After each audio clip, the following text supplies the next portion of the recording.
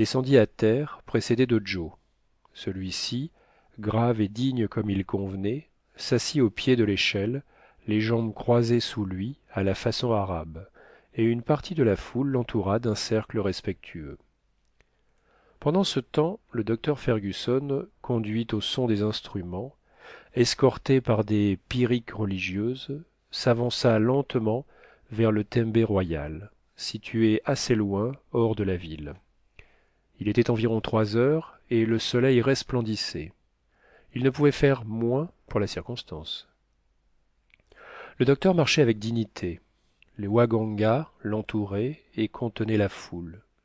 Fergusson fut bientôt rejoint par le fils naturel du sultan, jeune garçon assez bien tourné qui, suivant la coutume du pays, était le seul héritier des biens paternels, à l'exclusion des enfants légitimes. Il se prosterna devant le fils de la lune.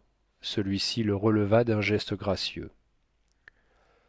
3 quarts d'heure après, par des sentiers ombreux au milieu de tout le luxe d'une végétation tropicale, cette procession enthousiasmée arriva au palais du sultan, sorte d'édifice carré appelé Ititenia et situé au versant d'une colline. Une espèce de véranda, formée par le toit de chaume, régnait à l'extérieur, appuyée sur des poteaux de bois qui avaient la prétention d'être sculptés. De longues lignes d'argile rougeâtre ornaient les murs, cherchant à reproduire des figures d'hommes et de serpents, ceux-ci naturellement mieux réussis que ceux-là. La toiture de cette habitation ne reposait pas immédiatement sur les murailles, et l'air pouvait y circuler librement. D'ailleurs, pas de fenêtre et à peine une porte.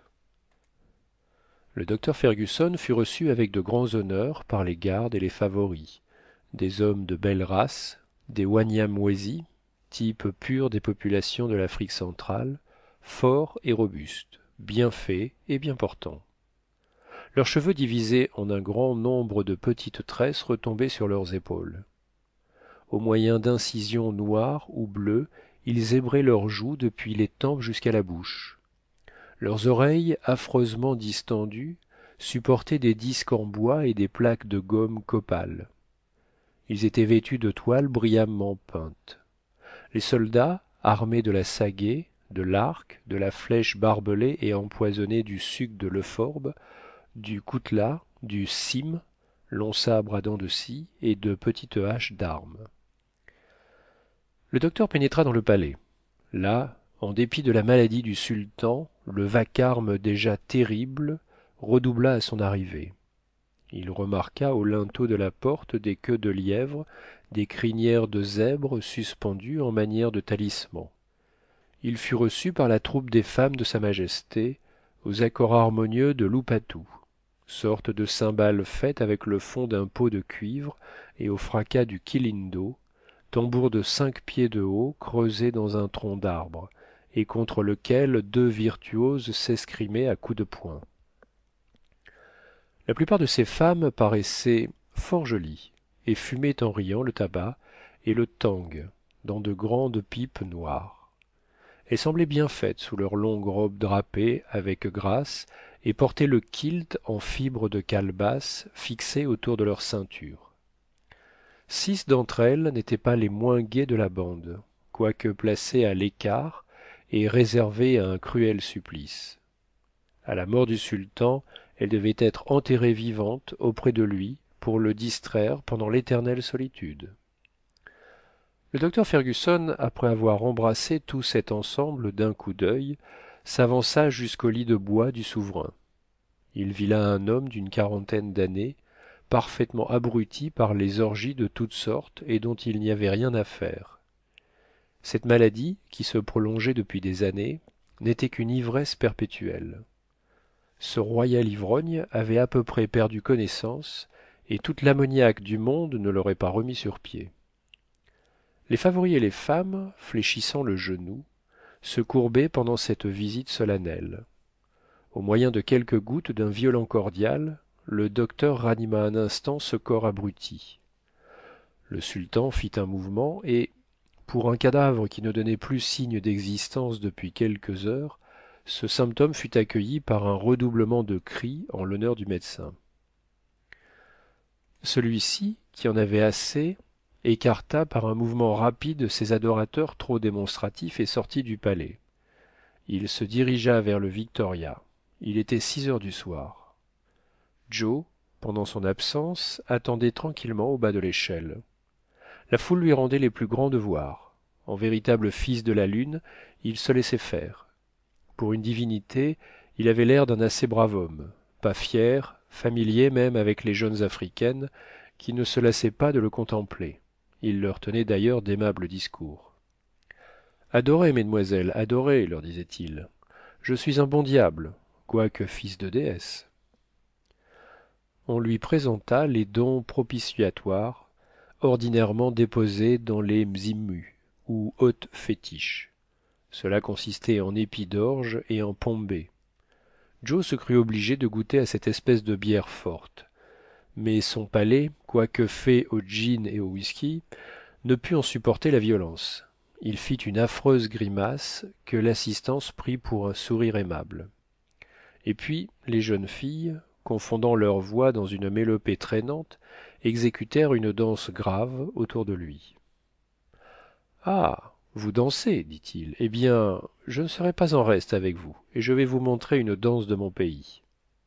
Et il entama une gigue étourdissante, se contournant, se détirant, se déjetant, dansant des pieds, dansant des genoux, dansant des mains, se développant en contorsions extravagantes, en poses incroyables, en grimaces impossibles, donnant ainsi à ces populations une étrange idée de la manière dont les dieux dansent dans la lune. Or, tous ces Africains, imitateurs comme des singes, eurent bientôt fait de reproduire ses manières, ses gambades, ses trémoussements. Ils ne perdaient pas un geste, ils n'oubliaient pas une attitude.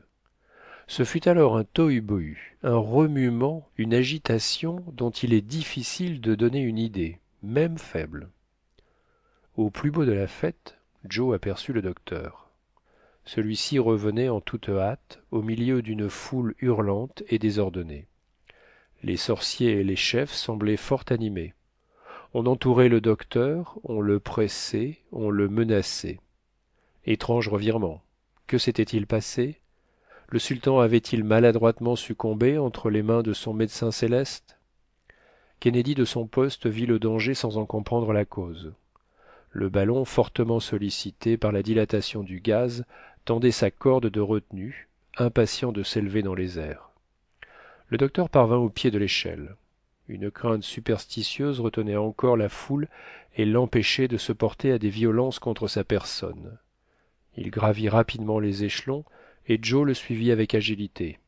Pas un instant à perdre, lui dit son maître. Ne cherche pas à décrocher l'ancre, nous couperons la corde. Suis-moi. Mais qu'y a-t-il donc? Demanda Joe en escaladant la nacelle. Qu'est-il arrivé? Fit Kennedy, sa carabine à la main. Regardez, répondit le docteur en montrant l'horizon. Eh bien? Demanda le chasseur. Eh bien, la lune. La lune, en effet, se levait, rouge et splendide, un globe de feu sur un fond d'azur. C'était bien elle et le Victoria. Où il y avait deux lunes, où les étrangers n'étaient que des imposteurs, des intrigants, des faux dieux. Telles avaient été les réflexions naturelles de la foule. De là le revirement. Joe ne put retenir un immense éclat de rire. La population de Kazeh, comprenant que sa proie lui échappait, poussa des hurlements prolongés. Des arcs, des mousquets furent dirigés vers le ballon. Mais un des sorciers fit un signe. Les armes s'abaissèrent. Il grimpa dans l'arbre avec l'intention de saisir la corde de l'ancre et d'amener la machine à terre. Joe s'élança une hachette à la main. Faut-il couper, dit-il. Attends, répondit le docteur. Mais ce nègre, nous pourrons peut-être sauver notre ancre, et j'y tiens. Il sera toujours temps de couper. Le sorcier arriva dans l'arbre, fit si bien qu'en rompant les branches, il parvint à décrocher l'ancre. Celle-ci, violemment attirée par l'aérostat, attrapa le sorcier entre les jambes, et celui-ci, à cheval sur cet hippogriffe inattendu, partit pour les régions de l'air. La stupeur de la foule fut immense de voir l'un de ces waganga s'élancer dans l'espace. Hurrah! S'écria Joe, pendant que le Victoria, grâce à sa puissance ascensionnelle, montait avec une grande rapidité. Il se tient bien, dit Kennedy. Un petit voyage ne lui fera pas de mal.